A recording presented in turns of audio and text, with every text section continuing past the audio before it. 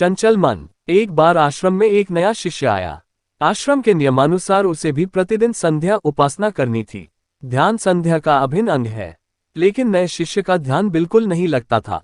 कुछ दिन तो वह ऐसे ही आंखें बंद करके बैठा रहा, लेकिन अंततः एक दिन उठकर अपने गुरुदेव के पास गया और बोला, गुरुदेव, ये संध्या में ध्यान की क्या आवश्यकता है? गुरुदेव बोले, वत्स, ध्यान मन को साधने के लिए अनिवार्य है। शिष्य बोला, किंतु गुरुदेव, क्या मन को साधना आवश्यक है? मेरा मन तो ध्यान में बिल्कुल नहीं लगता। गुरुदेव बोले, मन को साधना इसलिए आवश्यक है क्योंकि मन चंचल है। चंचल मन से किसी भी कार्य को सिद्ध नहीं किया जा सकता, इसलिए मन की चंचलता को नियंत्रण करना अति आवश्यक है। शिष्य बोला, किंतु गुरुदेव, मन चंचल क्यों है? शिष्य का प्रश्न सहज था, किंतु उसका उत्तर उतना सरल नहीं था। वास्तव में इस एक ही प्रश्न में संपूर्ण योग का सार छुपा हुआ है।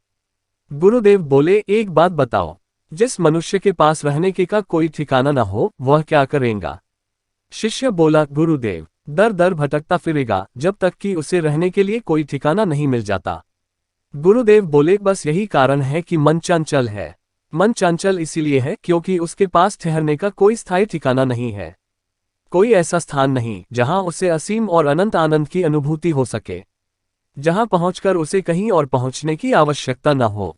ऐसा स्थान केवल एक ही है और वह है परम आनंद। इसीलिए उसको ध्यान के साधन द्वारा भगवान में लगा कर रखना चाहिए ताकि वह कहीं और न भटके।